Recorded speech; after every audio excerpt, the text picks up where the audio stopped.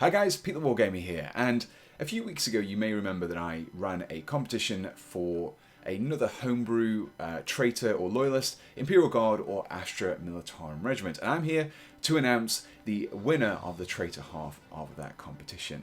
And the winners of that half are the Corsairs of the Cerulean Bolt by Wolf. So before we go into the miniature itself, let's talk a little bit about the background. Now, the Corsairs of the Cerulean Bolt were formed not long after the Horus Heresy, and they were designed, they were trained, they were equipped to fight the Space Marines that the Imperium suddenly found themselves fighting against. Now, this hatred for the traitor Chaos Space Marines kind of started to turn inwards as the years went on. They began to see the Loyalist Space Marines as being something that was no longer human and essentially mutants, and they kind of resented the fact that they had this aloofness, they had this disregard for all the humans that they were created for to protect. And over time, this hatred kind of built and built and built until one day it kind of just snapped.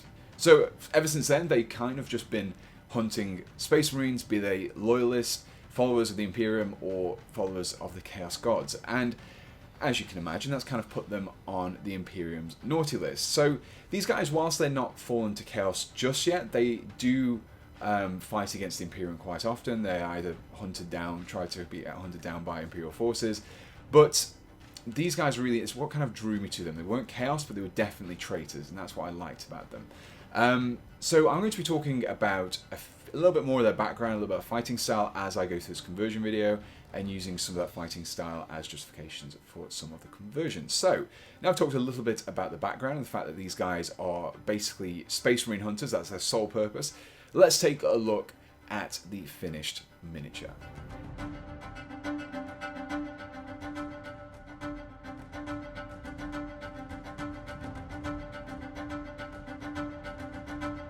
As you can see, the result is not something that is overtly chaotic, but also doesn't support the trappings of those loyal to the Imperium. Additionally, the Space Marine helmet trophy on the back helps to represent the fact that not only are these guys Space Marine hunters, but they also care little for which side they hunt. So, now you've seen the finished piece, let's actually see how I went about building it. The Corsairs operate mostly in the void, attacking smaller vessels that have become detached from larger fleets. This means that their fighters must be equipped for the void, so I needed a base for my miniature that would suit this background. I ultimately opted for the Palatine Enforcer kit from Necromunda. The armor that these guys wear is self-contained and bulky enough to have that spacesuit kind of appearance. They have various pipes and panels on their backs which could be seen as personal life support systems, plus the styling fits in with the concept art for the Corsairs too.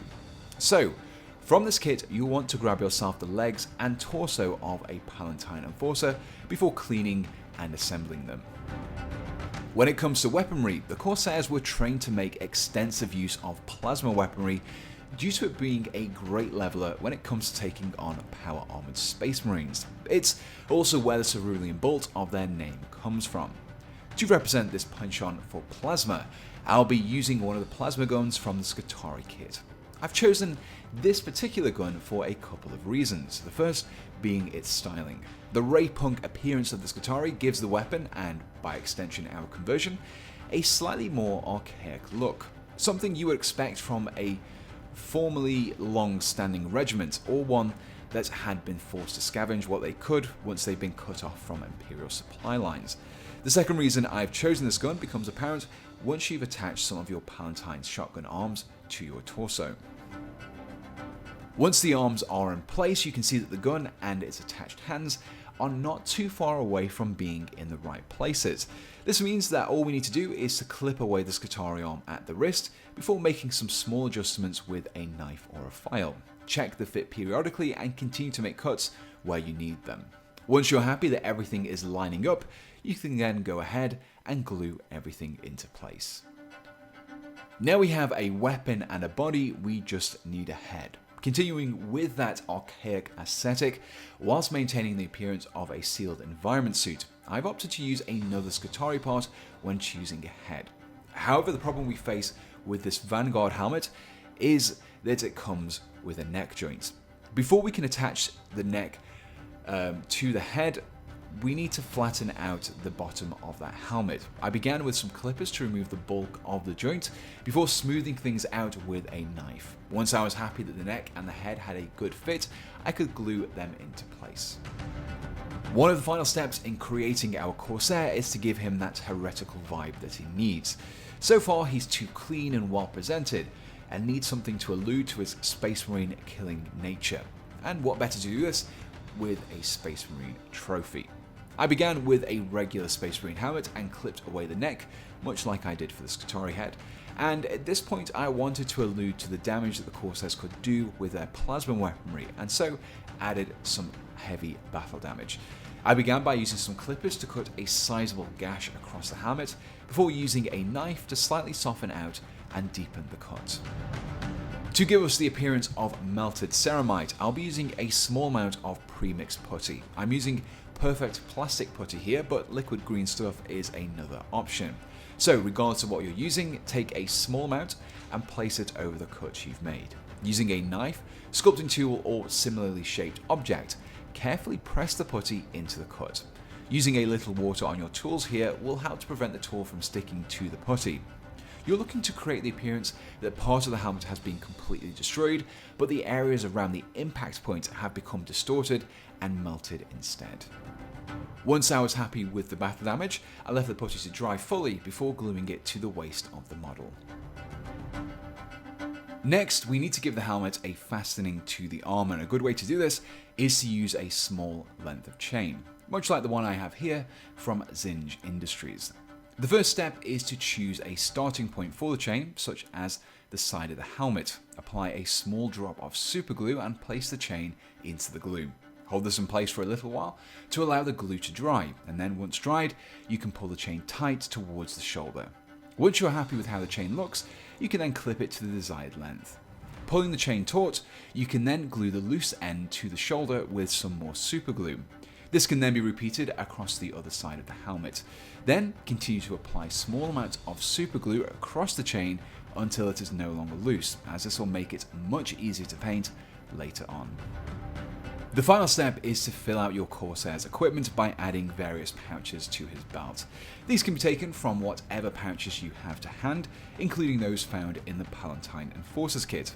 Once this is done, all that's left to do is to base your miniature and to give it a paint job. And here we have the fully painted Corsair of the Cerulean Bolt, based and painted in the style suggested by Wolf. Now this conversion was more of a one-off concept piece, so might not be completely feasible for a full army, but if you like the idea of this regiment, then hopefully this video contained a few ideas that you could use in your own conversions. So a big thank you to Wolf for submitting your Traitor Regiment, and this miniature will be on its way to you very soon. Also a huge thank you to everyone else who submitted entries to the competition. There was such an amazing show of creativity, and I will definitely be doing another follow-up video for the Traitor Guard who piqued my interest. If you're looking to recreate this conversion, then check out Firestorm Games for up to 15% off the RRP of Warhammer products, as well as any other wargaming products. And by using my affiliates link, which is in the description below, any products you buy will send a little bit of money my way too, which I can put directly into producing more of these guides. And finally, let me say a huge thank you to the guys who continue to support me on Patreon. Your patronage really does help me with the cost of producing these videos. If you'd like to lend me a hand, I've included my Patreon page in the description below, where you can donate to me from as little as $1 a month. And so the only thing left to say is, thanks for watching, and goodbye.